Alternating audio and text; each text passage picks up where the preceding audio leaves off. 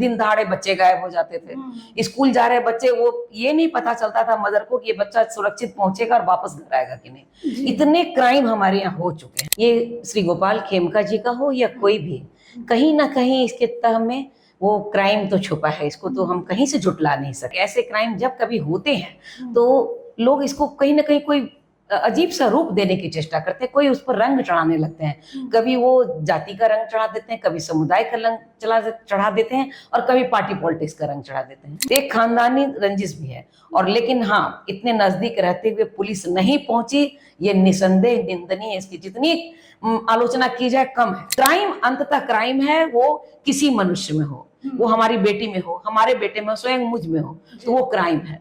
और मेरा ये कहना है कि क्राइम से नफरत कीजिए, मनुष्य से नहीं, जाति से नहीं, किसी पार्टी से नहीं, किसी समुदाय से नहीं। नमस्कार, लाइव बिहार देख रहे हैं आप, आपके साथ मैं स्नेहा गुप्ता।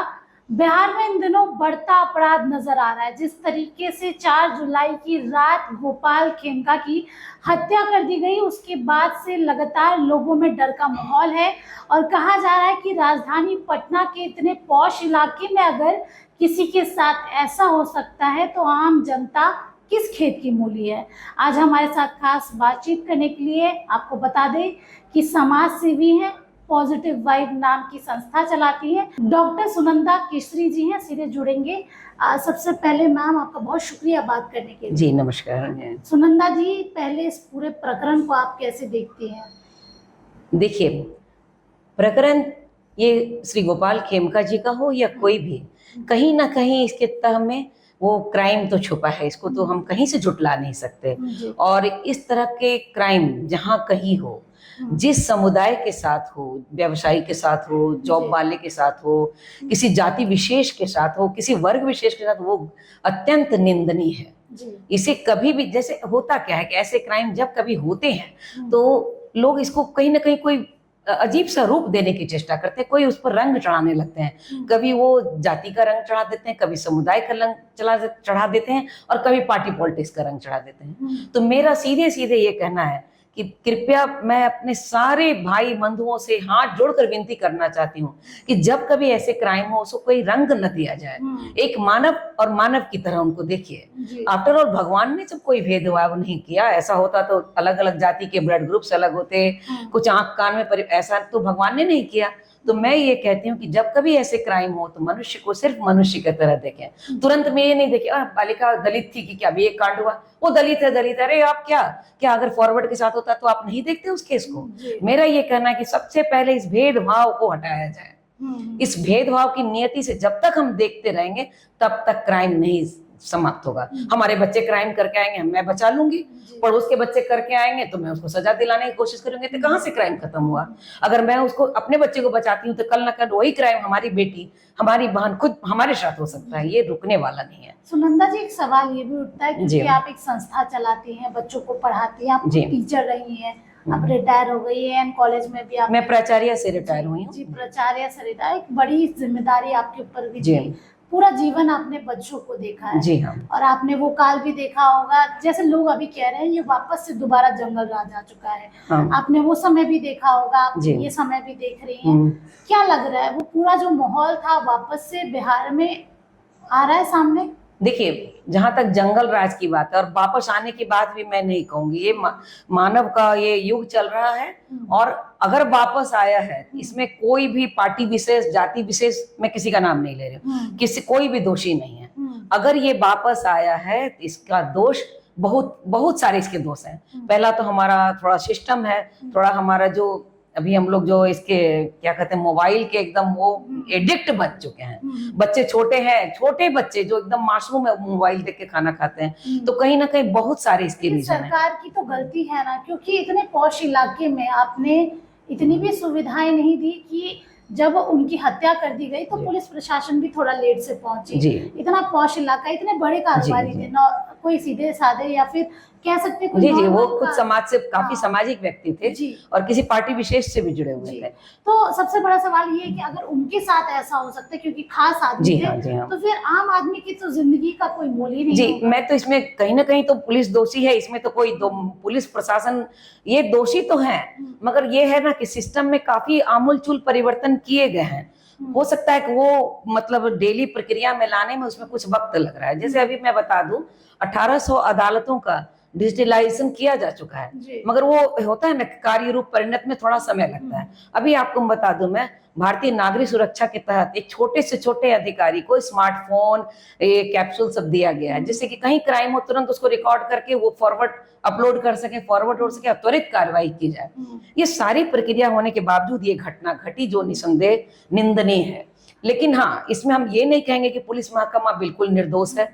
कोई भी निर्दोष नहीं है। अगर दोषी है तो हम सभी हैं, हम सभी उसके दोषी हैं। एक सवाल ये भी बनता है, क्योंकि आपके आसपास भी इस केस को लेके बातें हो रही होंगी, जी हाँ, सब जी हाँ, कह हो रही रहे है। होंगे कि बताइए ऐसा हो गया, जी। लेकिन हम लोग कोई सुरक्षित नहीं है, कब किसकी जी। जान आखिरी हो जी। ये शायद पता भी नहीं है। ये पता तो नहीं है, लेकिन मैं जहां तक क्या माहौल कैसा है, क्योंकि आप सामाजिक रूप से लोगों के साथ उठती बैठती जी। हैं, इसकी चर्चा हो रही है, क्या लोग कह रहे हैं, लोगों की इच्छा क्या है? देखिए, लोग अभी मैंने जस्ट यही बात कही, कहने वाले क्या है कि अगर जो अभी सरकार चल रही है जिस पार्टी की, वो लोग उतना निंदा नहीं कर रहे हैं, विपक्ष कर रहे जी। हैं। हमेशा यही बात होती है। मैं ये नहीं कहती कि अभी किसकी सरकार है या क्या नहीं होना चाहिए, और जब ये विपक्ष अभी बढ़ चढ़ कर बोल रहे हैं, जी। लेकिन जब उनकी सरकार थी तो वो उसी को सपोर्ट करते थे, पर्दा डालते थे, बिल्कुल पर्दा डालने का काम करते थे।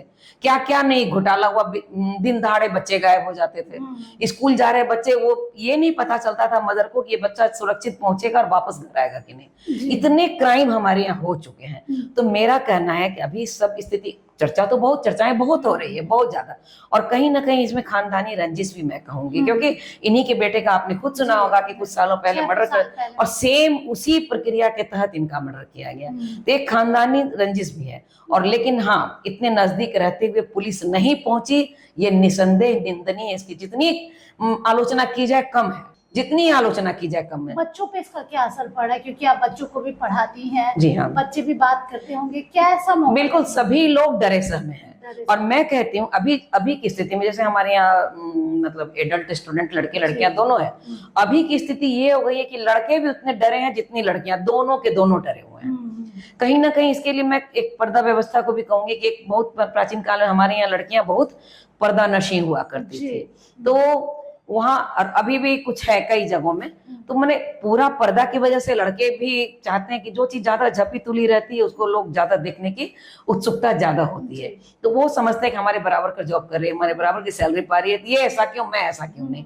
ये कहीं ना कहीं तुलनात्मक है। और मैं ये नहीं कहूंगी कि चाहे लड़कियां 35 टुकड़ों में बांट दी जाएं या लड़के सीमेंट के ड्रम में पैक हो जाएं, दोनों घृणित है। अगर हमारी बेटी रहेगी तो मैं उसको दोष दूंगी, और मेरा बेटा रहेगा तो क्या मैं नहीं दोष दूंगी?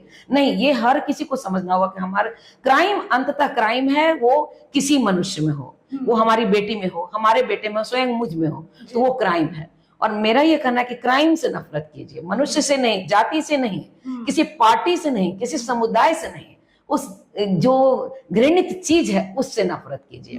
और इसको सुधारने के लिए मैं ये कहूँ, मैं स्कूल में रह चुकी हूँ, कॉलेज में भी मैं एडॉक पे पढ़ाई थी, मैं ये कहना चाहूंगी कि कहीं ना कहीं हमारे सभ्यता संस्कृति को हम अपने विरासत को भूल रहे हैं। ये मुख्य कारण है। हम देखा देखी की प्रक्रिया अपना रहे हैं। चाहे आप राजनीतिक पार्टियों को भी ले लीजिए, जो सत्ता में है वो तो है, जो नहीं है वो किसी सूरत में सत्ता पाना चाहते हैं। चाहे हम योग्य हैं, नहीं है, या हमने जनता की उतने जरूरतों को कभी पूरा नहीं किया था, कभी हमने दोष किया था, कई दोष मतलब कई केसेस है, उसको वो कहीं से नहीं देखना चाहती है। उसको है कि सत्ता कैसे भी हासिल करना है, और कैसे भी हासिल करने के लिए वो सुपारी देकर भी, मैं ये नहीं कहूंगी कि क्राइम सिर्फ पुलिस दोषी है, सुपारी दे करके भी वो लोग काम करवाते हैं। तो आप जैसे बता रही हैं, कहीं ना कहीं सरकार को बदनाम करने की साजिश भी हो सकती है। बिल्कुल साजिश है। और मैं तो कहूंगी, मैं ये कंफर्म नहीं कर रही हूँ क्योंकि अभी एक केस जांच की प्रक्रिया में है, इसीलिए कुछ भी कहना मेरे लिए अनुचित होगा, या किसी पार्टी किसी के लिए भी कहना मेरे लिए अनुचित है। लेकिन ये जांच की प्रक्रिया में, ये जांच का विषय ये भी होना चाहिए कि किसी सरकार को, किसी पार्टी विशेष को बदनाम करने के लिए कहीं ना कहीं ये जानबूझकर किया जा रहा है, और जो पार्टी इसमें शुरू से पारंगत रहे हैं उसके लिए करना बहुत आसान है। वो करवा रहे हैं कि दूसरी पार्टी बदनाम हो जाए, उसे सत्ता से हटाकर फेंका जाए। चलिए, आप इशारों में जो कह रही है मैं साफ शब्दों में कह देती हूँ। तेजस्वी यादव की बात कर रही हैं, जी हाँ, बिल्कुल मैं कर रही हूँ। अब मैं सवाल आपसे ये भी पूछ लेती हूँ, क्योंकि काउंटर क्वेश्चन भी थोड़ा सा जरूरी हो जाता है। जी हाँ, कि तेजस्वी यादव बीते कई महीनों से क्राइम बुलेटिन जारी कर रहे हैं और लगातार बता रहे हैं कि बिहार के अलग अलग जिलों में किस तरीके से बढ़ता अपराध नजर आ रहा है। जी हाँ, जी हाँ। ये घटना तो पटना में हुई इसलिए सबकी नजरों में आ गई, लेकिन बीते अगर आप एक महीने में अपराध की स्थितियां देख लेंगी, किस तरीके से बढ़ चढ़ के अपराध बोल रहा है वो देख लेंगी, तो सवाल सरकार पे भी उठता है कि अगर इतनी बड़ी घटना हुई है, हाँ। अगर पहले से ही सरकार सचेत रहती, अभियान चलाती या पुलिस कुछ करती तो शायद इतनी बड़ी घटना। अभी जैसे ये है कि एक ये राष्ट्रीय क्राइम रिपोर्ट ब्यूरो है, उसमें भी एक ई ऐप नाम से किया गया है, जिसमें कि उसके तहत भी डिजिटल पर ज्यादा ध्यान दिया गया है, जिसमें भी जैसे जहाँ घटना घटती है वहाँ लोग डिजिटल के माध्यम से जल्दी जल्दी साक्ष्य को जुटाते हैं और उसको फॉरवर्ड करते हैं कि त्वरित। लेकिन हाँ, ये सरकार को भी सोचना चाहिए कि जब इतनी बड़ी चीज, और वो सरकार से भी ये छुपा नहीं है कि विपक्ष हमारे लिए, जब हम जान रहे हैं कि हमारे इतने एनिमीज हैं, तो कहीं ना कहीं हमें भी अलर्ट रहने की जरूरत है। इसका असर बिहार विधानसभा चुनाव में दिखेगा? देखिए, चुनाव में दिखने का जहां तक सवाल है, सभी पार्टियां अपने अपने प्रचार प्रसार में तो अपने पक्ष की बात करेगी, इसमें कहीं से दो मत नहीं है। लेकिन मुझे लगता है कि जनता जब तुलनात्मक प्रक्रिया में आएगी तो इसका असर बहुत बहुत ना के बराबर रहेगा। चलिए, देखिए सीधे तौर पे बता रही हैं कि समाज का इस बार क्या माहौल है, लोगों के बीच उठती बैठती हैं। डॉक्टर सुनंदरा केसरी है हमारे साथ, सीधे बातचीत कर रही थी, टीचर थी, प्रिंसिपल से रिटायर हुई थी और अभी पॉजिटिव वाइब नाम की संस्था चला रही है और समाज के लोगों के अंदर क्या कुछ चल रहा है वो भी बता रही है। आप बने रहिए हमारे साथ, अपनी राय प्रतिक्रिया कमेंट सेक्शन में जरूर दीजिए। तब तक के लिए बहुत बहुत शुक्रिया।